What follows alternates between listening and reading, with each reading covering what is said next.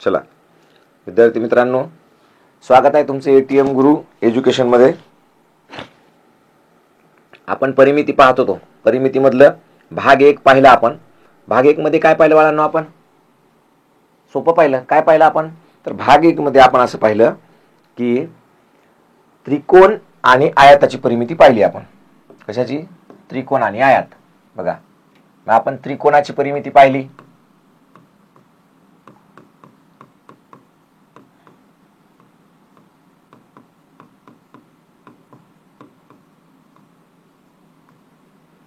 त्रिकोणाची परिमिती काय होती? तर तिन्ही कोणाच्या बाजूची बेरीज, तिन्ही बाजूंच्या मापाची बेरीज, लांबीची बेरीज, तिन्ही बाजूंच्या लांबीची बेरीज.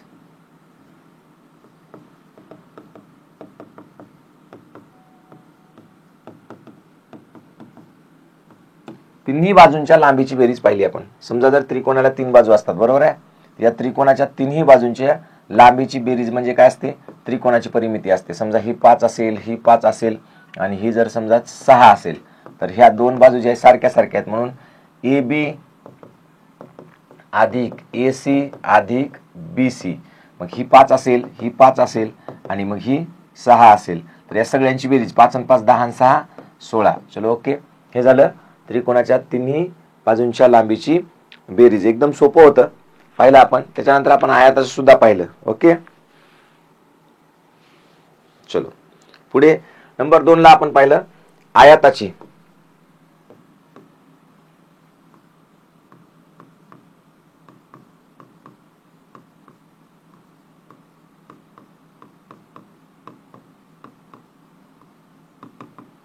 आयताची परिमिती. आयताच्या परिमितीमध्ये काय पाहिलं आपण? आयताची परिमिती एकदम सोपी होती. काय होती? 2 कंसात लांबी अधिक रुंदी. आणि मी तुम्हाला असं सांगितलं होतं की आयताच्या परिमितीमध्ये एकूण बाबी किती आहेत? आयताची परिमिती झालं 1, त्याच्यानंतर लांबी झालं 2 आणि त्याच्यानंतर रुंदी झालं 3. अशा 3 गोष्टी असतात. या 3 पैकी कोणत्याही 2 गोष्टी आपल्याला दिल्या तर आपल्याला काय करता येतं? उरलेली एक गोष्ट जी असेल ती काढता येते. समजा आपल्याला आयताची परिमिती दिलेली नाही. आयताची परिमिती बरोबर काय? 2 कंसात लांबी गुणिले रुंदी.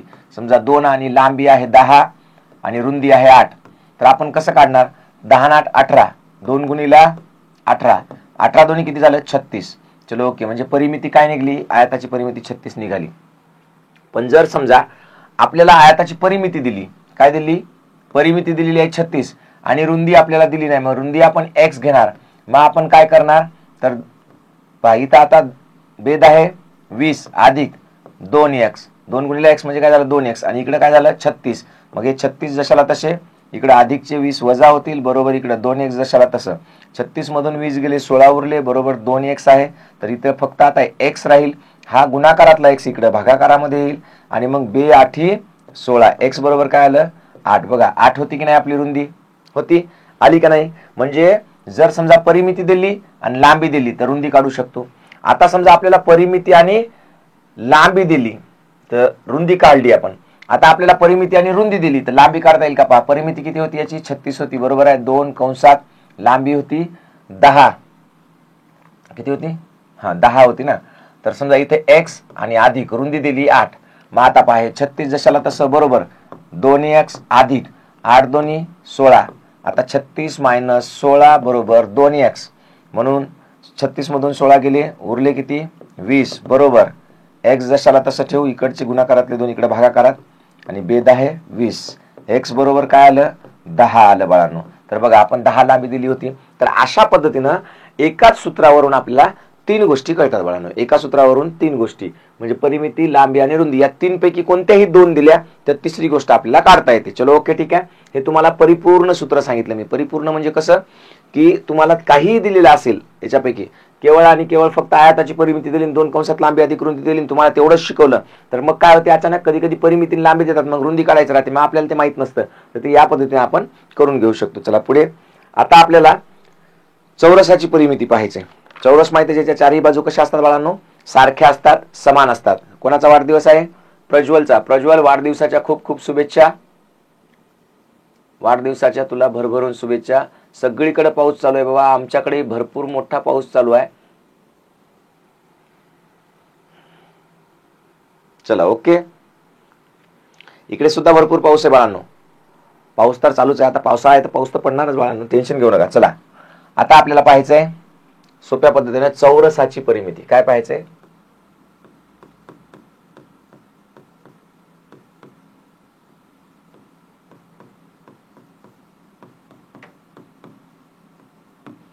चौरसाची परिमिती.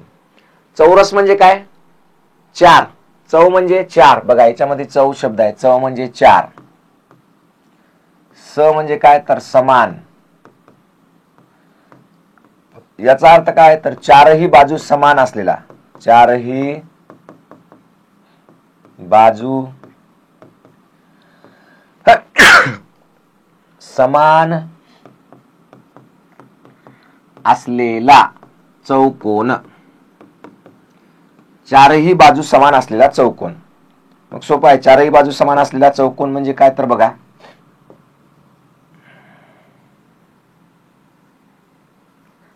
हा अशा पद्धतीचा चौकोन आहे समजा, ज्याच्यात काय चारही बाजू समान आहेत.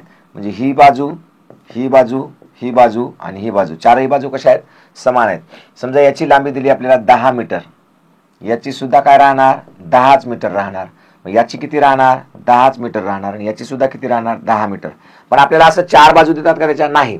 फक्त काय देतात आपल्याला गणितामध्ये? फक्त एवढं देतात की चौरसाची बाजू 10 मीटर आहे. फक्त आपल्याला देतात की एका चौरसाची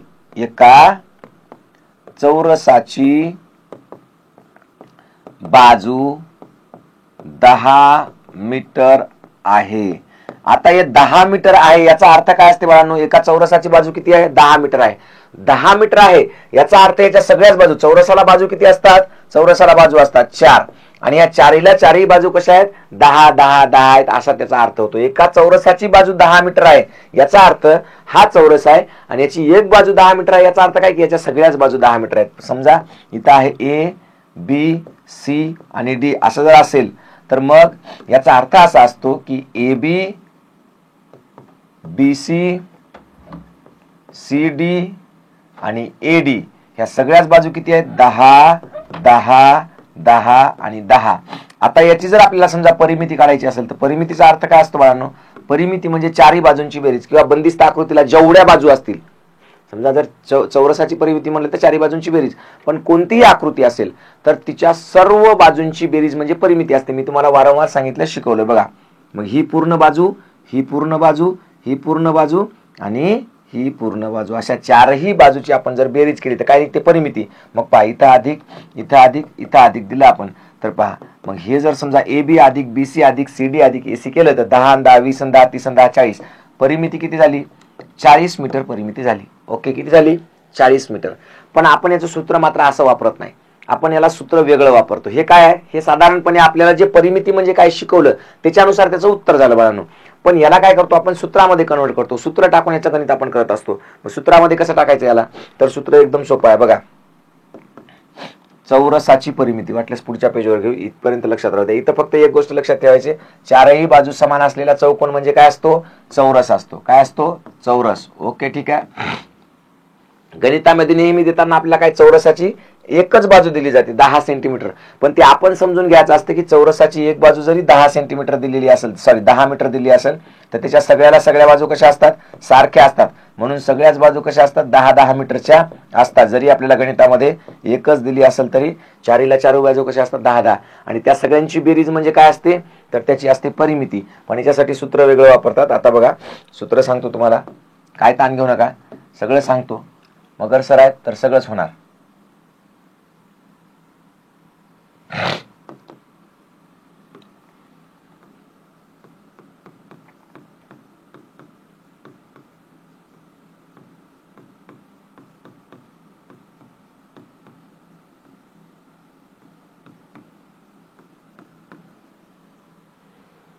बघा, आणि आपल्याला दिलंय एका चौरसाची बाजू एका चौरसाची बाजू 20 सेमी आहे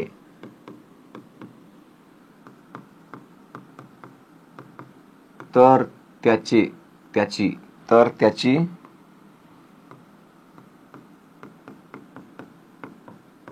परिमिती असं गणित दिले समजा. मग आता पहिल्यांदा आपण काय करणार बाळांनो, तर पहिल्यांदा आपण चौरसाची परिमितीचं सूत्र पाहूया. याचं सूत्र एकदम सोपं सूत्र आहे, सगळ्यात सोपं सूत्र म्हणायला हरकत नाही. बघा, चौरसाची परिमिती बरोबर 4 गुणिला बाजू. आता बघा, हे 4 गुणिला बाजू काय केलं तर पहा, इथं पहा 4 बाजू किती आहेत, 1 2 3 4 आहेत. मग या चौघांची बेरीज, 4 तर बाजू सगळ्या कशा आहेत, सारख्या आहेत. मग या चौघांची बेरीज केली काय, किंवा डायरेक्ट आपण 4 गुणिला 10, 4 गुणिला बाजू किती दिलेली आपल्याला 10. पहा इथं काय, एका चौरसाची बाजू किती आहे, 10 मीटर आहे. मग डायरेक्ट 4 गुणिला 10 केलं तर 10 चौक किती आलं, 40. म्हणजे कसंही करा उत्तर 40च येते. म्हणून याचं सूत्र असं केलं आपण, 4 गुणिला बाजू. ओके, 10 10 10 4 वेळा लिहून त्याची बेरीज करायची आहे का नाही, 4 गुणिला बाजू. मग आता इकडे लक्षात घ्या, 4 गुणिला बाजू. मग आता 4 जशाला तसे, गुणिला जशाला तसं, बाजू किती दिली आपल्याला, 20 दिलेली आहे. समजा याची बाजू किती दिलेली आहे आपल्याला, 20. हे थोडंसं आयतासारखं झालं, समजून घ्या, चौरस आहे हा. 20 झालं. मग 4 दोन्ही 8 आणि शून्यला 0, 4 दोन्ही 8. ओके, किती आली मग चौरसाची परिमिती बरोबर किती आली, तर चौरसाची परिमिती आली 80 मीटर. किती आली, 80 मीटर. आता कधी कधी काय होते माहितीये का, कधी कधी समजा आपल्याला हे दिलंच नाही. आता आपल्याला लक्षात काय ठेवायचं, याच्यातलं सूत्र काय, सूत्र पाठ पाहिजे तुम्हाला. हे चौरसाची परिमिती बरोबर 4 गुणिला बाजू. आता चौरसाच्या परिमितीमध्ये ही जी चौरसाची परिमिती आहे त्याचं सूत्र पहा, चौरसाची परिमिती बरोबर 4 गुणिला बाजू.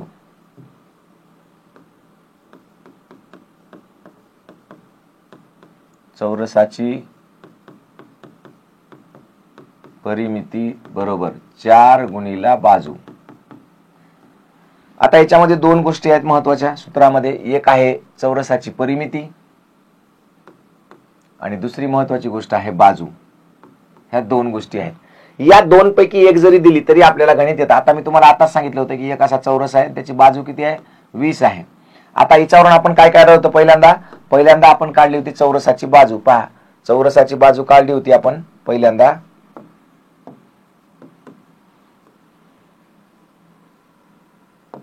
आता बघा, चौरसाचे परिमिती बरोबर 4 गुणिला बाजू, हे आपलं सूत्र आहे बाळांनो. चलो ओके. मग आता आपण काय केलं, 4 जशाला तसं ठेवलं आणि काय केलं, गुणिला बाजू किती आहे, 20 आहे, म्हणून हे 20 दिलं आणि 20 चौक 80 दिलं, म्हणून 80 मीटर ही काय झाली, चौरसाची परिमिती झाली. हे तर गणित आपण पाहिलं. पण कधी कधी काय होते, समजा बाजू दिली नाही आपल्याला, ही जी बाजू आहे ही दिली नाही आणि डायरेक्ट आपल्याला दिली परिमिती. एका चौरसाची परिमिती, समजा परिमिती किती आहे, तर 80 मीटर आहे किंवा सेंटीमीटर आहे, जे काय असेल ते 80 मीटर आहे. चौरसाची परिमिती किती आहे, 80 मीटर. आणि आपल्याला म्हणले जर बाजू काढा, काय काढा, चौरसाची परिमिती 80 मीटर आहे आणि बाजू काढा. मग आपण सूत्र काय लिहिणार, चौरसाची परिमिती बरोबर 4 गुणिला बाजू. आता पहा काय दिलेलं आहे आपल्याला, परिमिती दिलेली आहे. मग ही परिमितीच्या खाली परिमिती लिहिली 80, हे 4 आणि हे गुणिला बाजू जशाला तसं, किंवा बाजूच्या जागेवर आपण काय घेऊ, x घेऊ, माहित नाही म्हणून. मग हे 80 जशाला तसं बरोबर, हे इकडे गुणाकारामध्ये असलेले 4 इकडे भागाकारामध्ये आले आणि म्हणून हे x जशाला तसा. मग आता पहा, 4 1 4, 4 2 8 0, 20 आलं आणि बरोबर x. पहा x बरोबर काय आलं, 20. म्हणजे आता आपल्याला दिलंय काय बाळांनो, दिली परिमिती. सोन्यानो बबड्यांनो, दिलंय काय आपल्याला, परिमिती. परिमितीहून काय काढलं आपण, चौरसाची बाजू काढली. चौरसाच्या चारही बाजू कशाहून काढल्या, परिमितीहून काढल्या.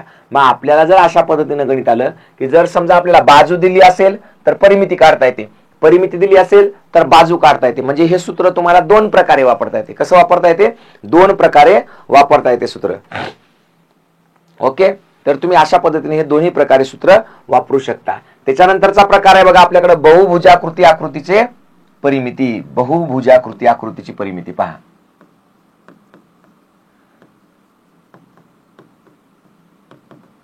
बहुभुजाकृती आकृतीची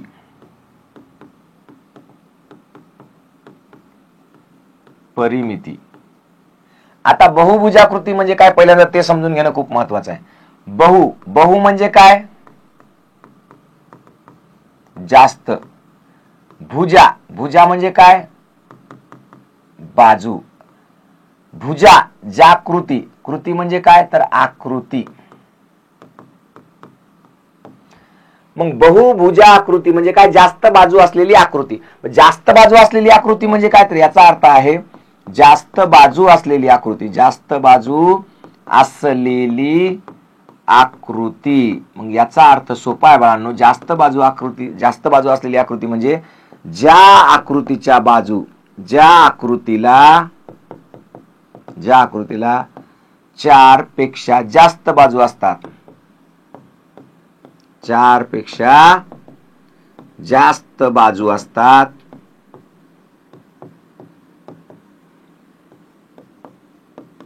त्यास म्हणजे तसं तर 2 पेक्षा जास्त बाजू, पण 2 मध्ये आकृतीच तयार होत नाही. 3 मध्ये त्रिकोण होतो, 4 मध्ये चौकोन होतो. त्रिकोणाच्या तीन बाजू म्हणजे असल्यावर त्याची परिमिती कशी काढायची माहित आहे, चौकोनाची सुद्धा कशी काढायची माहित आहे. पण ज्या आकृतीला 4 पेक्षा जास्त बाजू असतात त्यास बहुभुजा, 4 किंवा 4 पेक्षा म्हणा,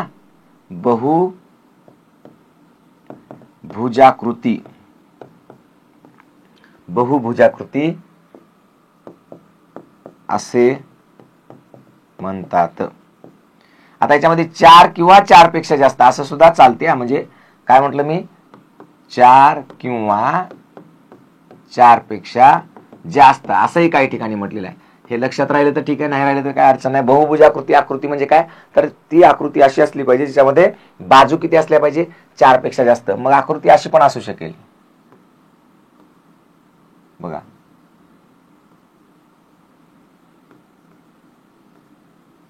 पाहता या आकृतीला बाजू किती झाल्या? या आकृतीला 5 बाजू झाल्या बघा. ही बाजू समजा आपण याला नाव दिलं ए बी सी डी आणि ई नाव दिलं तर पहा याला बाजू किती झाल्या? पहिली बाजू झाली ए बी, त्याच्यानंतर दुसरी बाजू समजा ए सी, त्याच्यानंतर बाजू बीई, त्याच्यानंतर बाजू सी डी आणि त्याच्यानंतर बाजू ई डी. तर बघा किती बाजू झाल्या? 5 झाल्या. म्हणजे ही काय आहे? तर ही आहे बहुभुजाकृती आकृती आहे. कशी आहे बाळांनो? बहुभुजाकृती, जिला काय जास्त बाजू आहेत. बहुभुजा म्हणजे काय? तर जास्त बाजू असलेली ही आकृती आहे, हिला म्हणायचं बहुभुजाकृती आकृती. मग अशा आकृतीचं आपल्याला जर समजा सूत्र काढायचं असेल तर काय करायचं? तर साधं सिंपल सोपं आहे बाळांनो की बहुभुज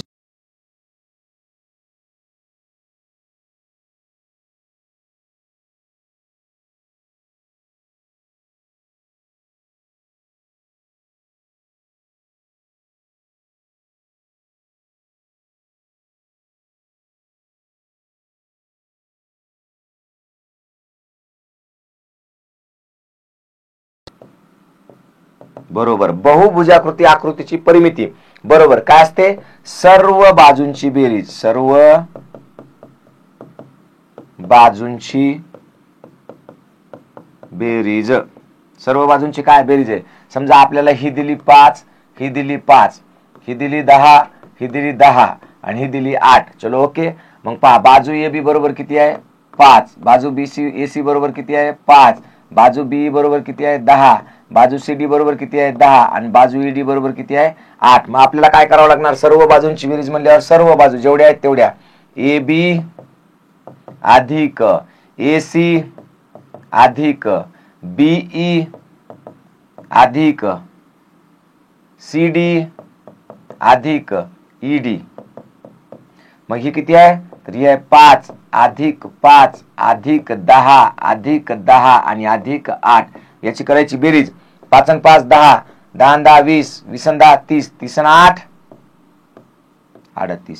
म्हणजे पहा 10 आणि 10 किती झाले? 20, 20 आणि 10 किती झाले? 30, 30 आणि 8 38. मग 38 मीटर समजा याची काय झाली? जे काय असेल ते मीटर मध्ये दिली असेल तर बरं का, एम मध्ये असेल तर 38 मीटर.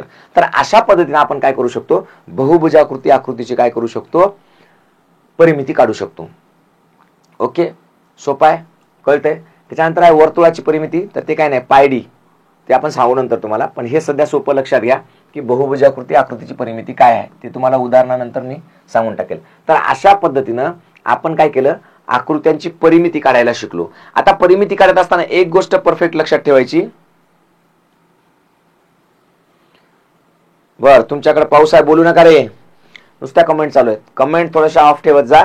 ज्याला कमेंटचा त्रास होतो त्यांनी काय करायचं बाळांनो, फुल स्क्रीन करायचा मोबाईल. चलो, ऍप मधल्या मुलांना जर त्रास म्हणजे कोणी कोणी जास्त कमेंट करतं तर वाचा वाटत नाही, त्यांनी काय करायचं, फुल स्क्रीन करायचे बाळांनो. आता बघा, हे झालं तुमचं सगळं. आता आपल्याला काय गोष्ट कळाली, की आपल्याला परिमिती कळाली. कोणत्याही आकृतीची परिमिती आता आपण काढू शकतो. परिमिती काढण्यासाठी सगळ्यात महत्वाचं काय असते तर त्याचं सूत्र. तर आपण सगळे सूत्र पाहिलेले आहेत. कोणतीही परिमिती काढत असताना आपल्याला परिमितीसाठी काय गरजेचं असते, परिमिती काढण्यासाठी त्या आकृतींच्या बाजू गरजेच्या असतात. बाजू काय गरजेच्या असतात, बाजू. आणि बाजू आणि परिमिती याच्यावरून आपण काय की समजा एखाद्या सूत्रामध्ये 3 घटक असतील तर 3 पैकी 2 दिले असतील तर 1 काढता येते, आणि एखाद्या घटकामध्ये 4 गोष्टी असतील तर 4 पैकी 3 दिल्या तर 1 काढता येते. तर आपण परिमिती शिकलो. आता शिकायचं आपल्याला क्षेत्रफळ बाळांनो. काय शिकायचंय, क्षेत्रफळ. एकदम सोप्या पद्धतीने शिकूयात. क्षेत्रफळ म्हणजे काय, सोपा एकदम. पहा,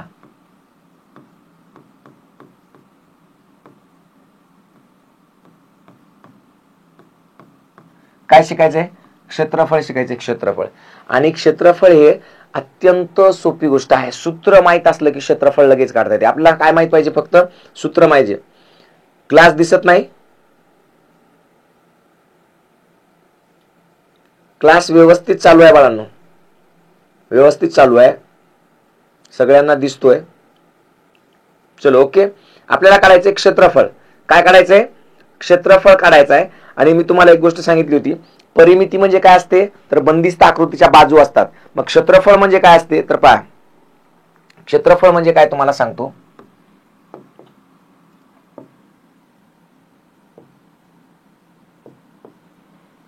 समजा ही एक आकृती आहे. पहिली गोष्ट तर आकृती कशी आहे, ही आकृती कशी आहे, बंदिस्त आहे. कशी आहे, बंदिस्त. बंदिस्त म्हणजे याच्यामध्ये शिरायला जागा आहे का, कुठून, कुठूनही जागा नाही. आता आपण हे जे गुलाबी रंगामध्ये ज्या रेषा दिसतात त्याला म्हणत असतो या आकृतीच्या बाजू, म्हणजे या आकाराच्या बाजू. ही जी भौमितिक आकार आहे याच्या बाजू आहेत. ही एक बाजू आहे, ही एक बाजू, ही एक बाजू, एक बाजू, ह्या 4 झाल्या बाजू. या बाजूच्या मध्ये जे आहे, या बाजूच्या मध्ये जे काय आहे ते म्हणजे असते क्षेत्रफळ बाळांनो. बघा, हे जे मध्ये आहे, हे सगळा मधला जो भाग आहे, मधला, या सगळ्याला आपण काय म्हणतो, या सगळ्याला म्हणत असतो क्षेत्रफळ. काय म्हणतो, क्षेत्रफळ. म्हणजे परफेक्ट लक्षात ठेवायचं की क्षेत्रफळ म्हणजे काय असते तर त्या बंदिस्त आकृतीचे एकूण मोजमाप असते. एकूण मोजमाप हे सगळं जे काय आहे हे क्षेत्रफळ आहे. बघा, मधला भाग जो आहे हा सगळा, हा क्षेत्रफळाचा भाग आहे. म्हणजे बंदिस्त आकृतीच्या मध्ये व्यापलेला जो भाग असतो त्याला आपण क्षेत्रफळ असं म्हणत असतो. काय म्हणत असतो, क्षेत्रफळ. बंदिस्त आकृतीच्या मधला व्यापलेला पूर्ण भाग म्हणजे क्षेत्रफळ असते. काय असते, क्षेत्रफळ असते, क्षेत्रफळ. चलो ओके. बघा, बघितलं तुम्ही अशा पद्धतीने. आता हे जे आहे हे क्षेत्रफळ आहे. मध्ये जे पिवळ्या रंगामध्ये आहे ते क्षेत्रफळ आहे, आणि हे जे गुलाबी रंगामध्ये आहे ते आहे परिमिती. परिमिती, क्षेत्रफळ. परिमितीच्या आतला संपूर्ण भाग, कोणत्याही बंदिस्त आकृतीच्या परिमितीच्या आतला संपूर्ण भाग म्हणजे काय असते, क्षेत्रफळ असते. तर पहा, एखाद्या आकृतीने याची व्याख्या जर पाहिली आपण क्षेत्रफळाची तर पहा, क्षेत्रफळ बरोबर एखाद्या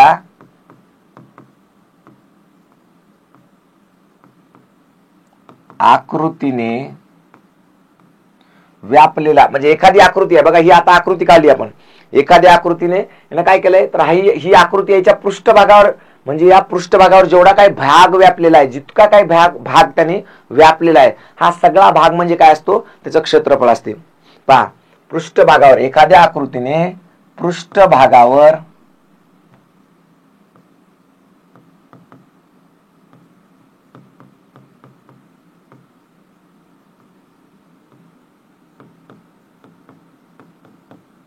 व्यापलेला, पृष्ठभागावर व्यापलेला भाग किंवा पृष्ठभागावर व्यापलेल्या जागेचे माप, व्यापलेल्या याला परत लिहूयात आपण,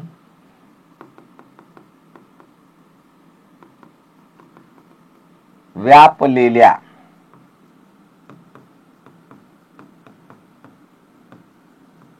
व्यापलेल्या जागेचे माप, जागेचे माप म्हणजे क्षेत्रफळ होय.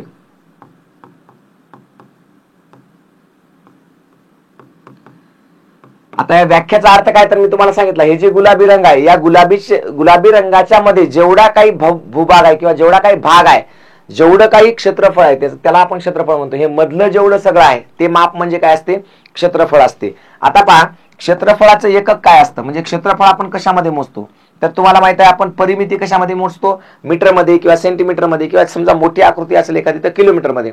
पण क्षेत्रफळाचे माप काय तर एकक काय याचं, क्षेत्रफळाच्या मापाचे एकक पहा, क्षेत्रफळाच्या मापाचे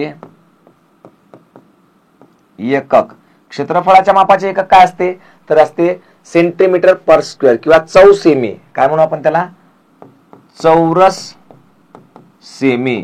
याला इंग्लिश मध्ये काय म्हणतात, सीएम स्क्वेअर म्हणतात. चलो ओके ठीक आहे. चौरस सेमी. चौ का असते कारण त्याचं सगळीकडून चारही बाजूचं तेवढं माप असते, म्हणजे चारही बाजूच्या आतलं असते की नाही, म्हणून त्याला आपण म्हणतो चौरस सेमी. किंवा असते चौरस मीटर, याला म्हणायचं मीटर पर स्क्वेअर. किंवा असते चौकिमी, याला म्हणतो आपण किलोमीटर पर स्क्वेअर. चलो ओके. आता याच्यामध्ये एक गोष्ट लक्षात ठेवायची, चौ जर लिहिलं नाही आपण किंवा चौरस लिहिलं नाही याचा अर्थ असतो चौरस. काय असतो, चौरस. क्षेत्रफळाच्या मापासमोर जर आपण चौरस लिहिलं नाही तर आपलं उत्तर चुकते बाळांनो, कारण नुसतं सेंटीमीटर किंवा मीटर किंवा किलोमीटर हे लांबी मोजण्याचे एकक आहे. काय, लांबी मोजण्याचे एकक. पण क्षेत्रफळ कसं असतं, लांबी आणि रुंदी या दोघांचं मिळून मोजलेलं असतं, म्हणून त्याला चौरस म्हणायचं. चौरस, चौचा अर्थ असतो चौरस. आणि क्षेत्रफळाच्या मापासमोर नेहमी परत लक्षात ठेवा,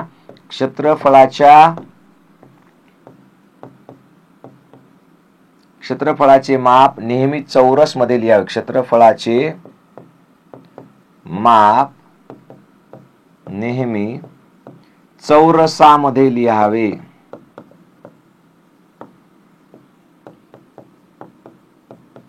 कसं लिहायचंय, चौरसामध्ये लिहायचं. क्षेत्रफळाचं माप लिहिताना नेहमी त्याच्यासमोर चौरस असलंच पाहिजे. जर आपण चौरस लिहिलं नाही तर बाळांनो आपलं गणित चुकतं. मग आता पहा, क्षेत्रफळ म्हणजे काय कळालं की कोणत्याही बंदिस्त आकृतीमधला जो एकूण भूभाग असतो किंवा एकूण जो भाग असतो किंवा एकूण जो व्यापलेली जागा असते त्याला आपण काय म्हणतो, क्षेत्रफळ असं म्हणतो. समजा आपण एखादी आकृती काढली, कोणती पण आकृती काढा, असं काही नाही तीच काढा म्हणून. समजा ही आकृती काढली तुम्ही,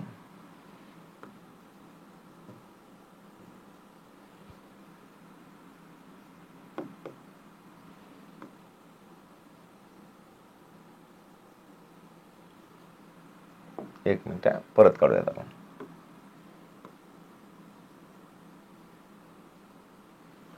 आता ही आकृती काढली आपण. आता बघा ही आकृती जी आपण काढलेली आहे हिच्या आतला जो भाग आहे सगळा, बघा हिच्या आतला जो भाग आहे हा सगळा जो भाग, आता या आकृतीचा अशी वाकडी तिकडी आकृती आहे, आपण तिला काय म्हणू, 1 2 3 4 5 कोण आहेत, पंचकोनासारखी आकृती आहे. हिच्या मधला जो भाग असतो सगळा, जो भाग व्यापलेला आहे, जी जागा व्यापलेली आहे हिनं, या सगळ्या मधल्या भागाला आपण म्हणत असतो क्षेत्रफळ. काय म्हणत असतो, क्षेत्रफळ. याला काय म्हणायचं, क्षेत्रफळ असं म्हणायचं. कोणतीही बंदिस्त आकृती असू द्या, तिच्या मधला जो व्यापलेला भाग असतो या भागाला आपण म्हणत असतो क्षेत्रफळ. काय म्हणायचं, क्षेत्रफळ म्हणायचं. हा जो मधला भाग आहे बघा, आता पिवळा कलर जो दिलेला आहे आपण, हा सगळा आहे क्षेत्रफळ. आणि जो गुलाबी कलर आहे तो गुलाबी कलर म्हणजे काय, परिमिती. बघा परत सांगतोय, बघा हा जो कलर आहे गुलाबी ही आहे परिमिती, त्या आकृतीची काय आहे, परिमिती. आणि मधला जो पिवळा कलर आहे हा पिवळा कलर, तर हा पिवळा कलर आहे क्षेत्रफळ. काय आहे, क्षेत्रफळ. हे पक्क लक्षात ठेवायचं, परिमिती आणि क्षेत्रफळ.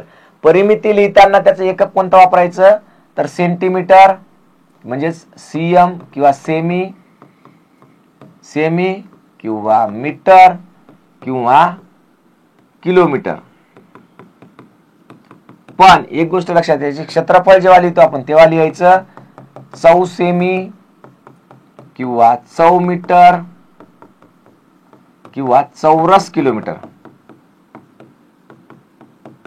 बघा या दोन्ही मधला फरक कळाला. क्षेत्रफळ लिहिताना चौ शिवाय लिहायचं नाही, नाहीतर आपलं गणित चुकते. प्रत्येक वेळी क्षेत्रफळ कसं असलं पाहिजे, चौरसामध्ये असलं पाहिजे. म्हणजे चौरस किलोमीटर, चौरस सेंटीमीटर, चौरस, किंवा जर इंग्लिशमध्ये लिहित असाल तर कधी कधी यालाच कसं लिहितात बाळांनो, असं लिहितात सेमी स्क्वेअर, किंवा याला लिहितात मीटर स्क्वेअर. फक्त लक्षात राहू द्या, मीटर स्क्वेअर, किंवा याला लिहितात किलोमीटर स्क्वेअर. किलोमीटर स्क्वेअरचाच अर्थ काय असतो, चौरस. ठीक आहे. किंवा यालाच असं इंग्लिशमध्ये जर दिलं तर CM square, metre per square, किंवा किलोमीटर स्क्वेअर पर नाही, metre square, kilometre square, CM square, असं तीनही पद्धतीने लिहितात. म्हणून त्याचं माप लिहिण्याच्या तीनही पद्धती आपल्याला माहित असल्या पाहिजे, कन्फ्यूज व्हायचं नाही. एकतर मराठीत लिहायचं असेल तर चौ सेमी, चौरस मीटर किंवा चौरस किलोमीटर. त्यालाच मराठीमध्ये कधी कधी काय करतात, सेमीचा वर्ग, मीटर वर्ग आणि किलोमीटर वर्ग. सेमी वर्ग, मीटर वर्ग, किलोमीटर वर्ग म्हणतात. त्यालाच इंग्लिशमध्ये काय म्हणतात, सीएम स्क्वेअर, एम स्क्वेअर आणि किलोमीटर स्क्वेअर. ठीक आहे. अशा पद्धतीने हे लिहू शकतो. मग आता आपल्याला पाहायचंय क्षेत्रफळ, क्षेत्रफळाचं सूत्र. तर सगळ्यात आधी आपण पाहणार आहोत आयताचे क्षेत्रफळ. काय आयताचे क्षेत्रफळ?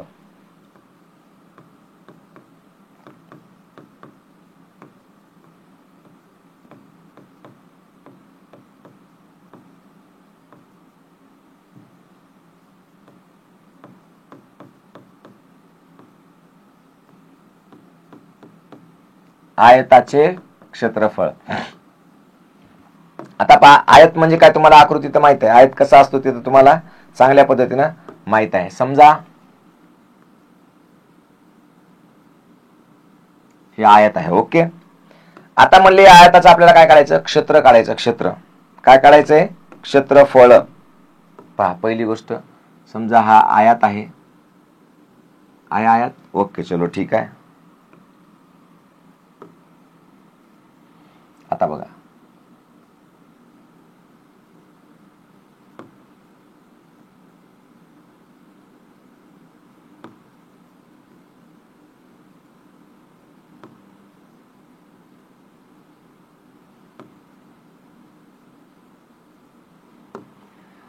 बघा एक आयत आहे.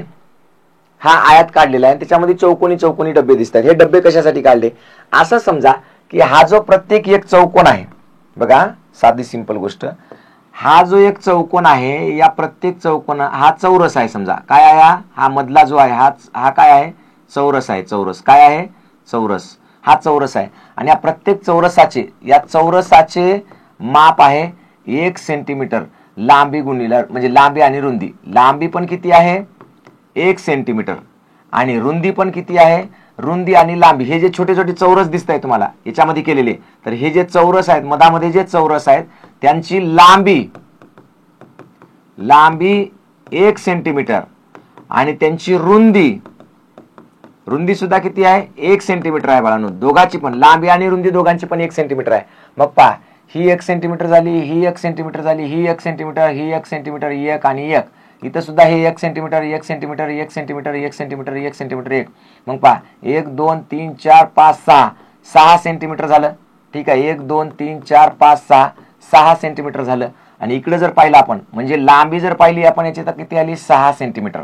रुंदी जर पाहिली तर 1 आणि 1 किती आली, 2 सेंटीमीटर.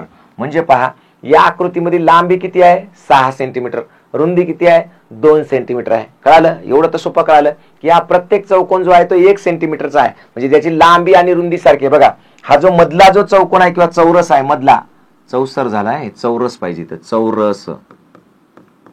हा जो मधला चौरस आहे, हा चौरस कसा आहे, 1 सेंटीमीटरचा आहे. तुम्ही पूर्ण 1 सेंटीमीटर, म्हणजे लांबी पण 1 सेंटीमीटर आहे त्याची, आणि रुंदी पण 1 सेंटीमीटर आहे. 1 सेंटीमीटर लांब, 1 सेंटीमीटर रुंद. जर मग समजा आपण याची लांबी पाहिजे, 1 2 3 4 5 6 सेंटीमीटर लांब आहे. किती सेंटीमीटर लांब आहे, 6. आणि रुंदी पाहिजे 1 आणि 2, किती सेंटीमीटर रुंद आहे, 2 सेंटीमीटर रुंद आहे. मग याच्यावरून आता सूत्र कसं तयार होतं बघा, आयताची परिमितीचं सूत्र. तर पहा, आयताचे क्षेत्रफळ. आयताचे क्षेत्रफळ बरोबर लांबी गुणिला रुंदी, असं आपण लिहिलं. लांबी गुणिला रुंदी. मग आता लांबी किती आहे, 6, म्हणून लिहिलं 6. गुणिला रुंदी किती आहे, 2, म्हणून लिहिलं 2. मग 6 आणि 2 किती झालं, 12 सेंटीमीटर स्क्वेअर किंवा 12 चौसेमी.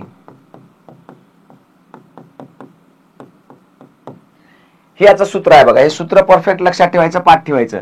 आयताचे क्षेत्रफळ बरोबर लांबी गुणिला रुंदी. आयताची परिमिती काय होती? 2 कंसात लांबी अधिक रुंदी होती. आता मला सांगा, आपण जे क्षेत्रफळ काढलं ते त्या पूर्ण जागेचं आहे, या पूर्ण जागेचं. आता मोजून पहा बरं किती झालं. तर पहा, हे 1 2 3 4 5 6 7 8 9 10 11 आणि 12. पहा 12 ठोकळे आहेत बरोबर चौरसाचे, 1 सेंटीमीटरचे 12. आणि याचं उत्तर सुद्धा किती आलं? 6 गुणिला 2 12. याला म्हणायचं क्षेत्रफळ. आता या क्षेत्रफळामध्ये काय, तर हा एक घेतला म्हणजे याची पूर्ण बाजू आली, सगळा आतला जेवढा भाग आहे तो सगळा मोजण्यात आला याच्या, आहे की नाही? पूर्ण भाग हा काय झाला आपला? मोजण्यात आलेला आहे. मग याला म्हणायचं क्षेत्रफळ. आयताचे क्षेत्रफळ कळालं. आयताचं क्षेत्रफळ लांबी गुणिला रुंदी का असतं ते सुद्धा याच्यातून तुम्हाला कळून जाईल. आयताचं क्षेत्रफळ लांबी गुणिला रुंदी का केलं? कारण असे एक एक एक एक एक एक एक सेंटीमीटरचे जर आपण भाग केले तर इकडे पडतील 6 आणि हे 6. मग 6 लांबी आहे आणि 2 रुंदी आहे. 1 2 2 रुंदी 6 लांबी, 6 सेंटीमीटर 6 सेंटीमीटर. मग अशा पद्धतीनं आपलं उत्तर आलं 12 चौरस सेंटीमीटर. मग तुम्हाला असा कोणताही आयात देऊ द्या. समजा तुम्हाला एखादा आयात दिला परत दुसरा, हा इथं आयात आहे आणि तुम्हाला म्हणले याचं असा आयात दिलेला असेल आणि याची लांबी असेल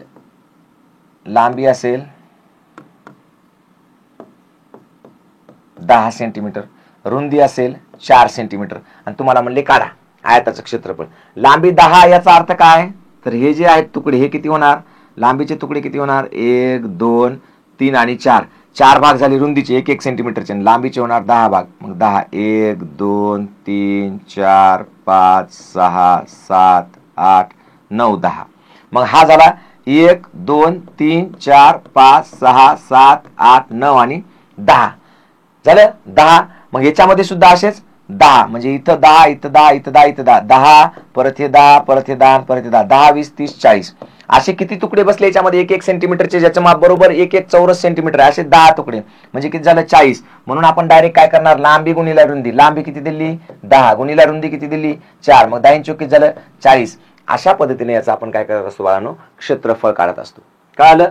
आयताचे क्षेत्रफळ बरोबर लांबी गुणिला रुंदी. आणि सगळ्यात महत्वाचं म्हणजे आयताचं क्षेत्रफळ काढत असताना आपल्याला लांबी किंवा रुंदी या दोनपैकी एक गोष्ट दिली असेल आणि क्षेत्रफळ दिलं असेल तर तिसरी गोष्ट सुद्धा निघते. आता आपण गणिताच्या रूपाने हे सूत्र वेगवेगळ्या पद्धतीने पाहूयात. आपण आता हे सूत्र गणिताच्या रूपातून पाहू. बघा, गणित दिले आपल्याला एका आयताची लांबी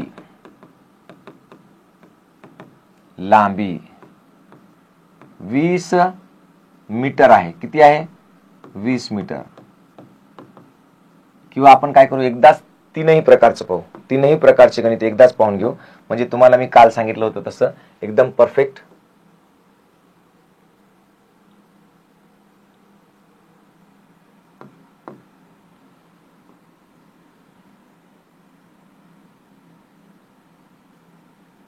आता लक्षात घ्या, एकदम सोपं करून सांगतो. बघा, एक आयत आहे, साधी सिंपल गोष्ट. एक आयत आहे, याची लांबी 10 मीटर आणि रुंदी 5 मीटर आहे. चलो ओके, लांबी आणि रुंदी दिलेली आहे आपल्याला, आहे की नाही? पहा, लांबी दिली 10 मीटर, रुंदी दिली 5 मीटर. आपण सूत्र कसं वापरणार? आपण सूत्र साधं सिंपल वापरणार की आयताचे क्षेत्रफळ बरोबर लांबी गुणिला रुंदी. लांबी गुणिला रुंदी. लांबी किती दिली? 10, रुंदी किती दिली? 5.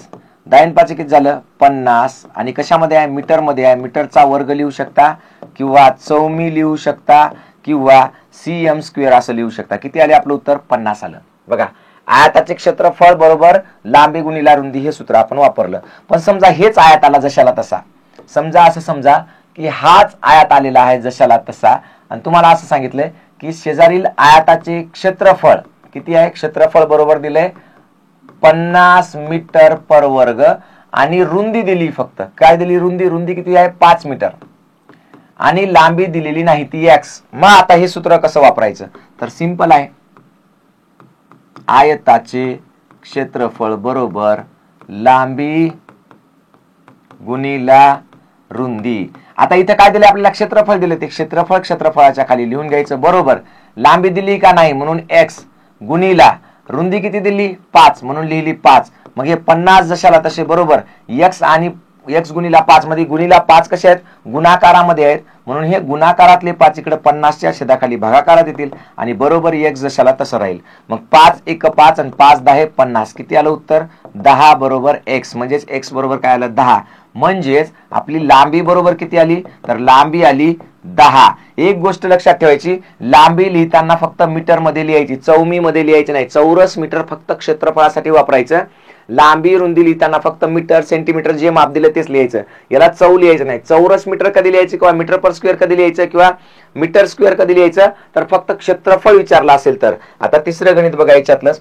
आता आपल्याला समजा परत हाच चौकोन हाच आयात दिलेला आहे आणि आपल्याला याचं क्षेत्रफळ दिलेलं आहे. समजा क्षेत्रफळ दिलेलं आहे 50 मीटर. पहा क्षेत्रफळ 50 मीटरचा वर्ग. त्यानंतर लांबी दिलेली आहे समजा आपल्याला लांबी 10 मीटर आणि रुंदी आपल्याला काढायची. रुंदी बरोबर दिलेली नाही. रुंदी किती म्हणजे ही आहे 10 मीटर आणि याचं क्षेत्रफळ आहे 50 मीटर पर वर्ग. आपल्याला रुंदी काढायची. परत आपण काय करणार बाळांनो परत आपण तेच करणार. आयताचे क्षेत्रफळ बरोबर लांबी गुणिला रुंदी. लांबी गुणिला रुंदी. आयताचे क्षेत्रफळ दिले हो दिलेलं आहे 50 मीटर आहे बरोबर. लांबी दिलेली आहे हो दिली 10 मीटर गुणिला रुंदी दिलेली आहे रुंदी दिलेली नाही. मग हे 50 जशाला तसे. आता हे गुणाकारातले 10 इकडे येतील भागाकारामध्ये बरोबर x जशाला तसं. 10 1 10 10 5 50. मग 5 बरोबर x आले. याचाच अर्थ काय आहे की आयताची लांबी आयताची रुंदी किती आली तर रुंदी बरोबर 5 मीटर आलेली आहे. बघा कळतंय. म्हणजे आपल्याला जर समजा एखादा आयात असेल त्या आयातामध्ये कोणतंही एखादा आयात असो समजा हे आयात आहे याची 20 मीटर लांबी आहे 10 मीटर रुंदी आहे आणि याचं क्षेत्रफळ 20 10 200 आहे 200 मीटरचा वर्ग. ओके चलो ठीक आहे. असं जर असेल तर आपल्याला इथं 3 गोष्टी आहेत. 3 पैकी कोणत्याही 2 मिळाल्या लांबी रुंदी व क्षेत्रफळ अशा 3 गोष्टी असतात. तर या 3 गोष्टी लक्षात ठेवायच्या. आपण हे असते 1 नंबर किंवा मग हे 2 नंबर आणि हे 3 नंबर. या 3 पैकी कोणत्याही 2 गोष्टी आपल्याला दिल्या तर तिसरी गोष्ट काढता येते. बघा आपण इथं काढून पाहिले सगळं. 2 गोष्टी दिलेल्या असतील. पहा याच्यामध्ये काय काय दिले बरं. याच्यामध्ये दिले आपल्याला 10 मीटर लांबी आणि रुंदी. इथं आपल्याला काय दिले याच्यामध्ये दिले लांबी आणि रुंदी दिलेली आहे. चलो ओके ठीक आहे. हे दिलेलं नाही ते आपण काढलं. याच्यामध्ये काय दिलंय तर क्षेत्रफळ दिलेलं आहे आणि लांबी दिलेली आहे. ही रुंदी आपल्याला दिलेली नाही ती आपण रुंदी काढली. इकडे शेवटच्या गणितामध्ये काय दिलेलं आहे तर पहा क्षेत्रफळ दिलेलं आहे त्याच्यानंतर लांबी दिलेली आहे त्याच्यानंतर सॉरी इथं रुंदी दिलेली आहे का लांबी दिलेली नाही. ओके हे दिलेलं आहे आणि हे दिलेलं नाही. लांबी दिलेली नाही लांबी आपण काढली. इथं लांबी दिलेली नाही आणि रुंदी दिलेली आहे. सॉरी एक मिनिट. इथं लांबी दिलेली आहे आणि रुंदी काढायची आहे. लांबी दिलेली आहे आणि रुंदी दिलेली नाही. तर अशा पद्धतीने आपण कोणत्याही 2 गोष्टी दिल्या तर तिसरी गोष्ट सहज आणि सोप्या पद्धतीने बाळांनो काढू शकतो. याला म्हणत असतो आपण आयताचे क्षेत्रफळ. ओके कळतंय सगळ्यांना. सोपं आहे. आता राहिलेलं जे आहे आपण आज आयताचं क्षेत्रफळ तेवढं पाहिलं. याच्यानंतरचं जे आहे चौरसाचे क्षेत्रफळ असेल त्रिकोणाचे क्षेत्रफळ असेल किंवा फरशीचं क्षेत्रफळ असेल तर ते आपण उद्या सकाळच्या लेक्चर मध्ये पाहणार आहोत. चलो ओके ठीक आहे. थांबूया इथं. धन्यवाद. चलो बाय.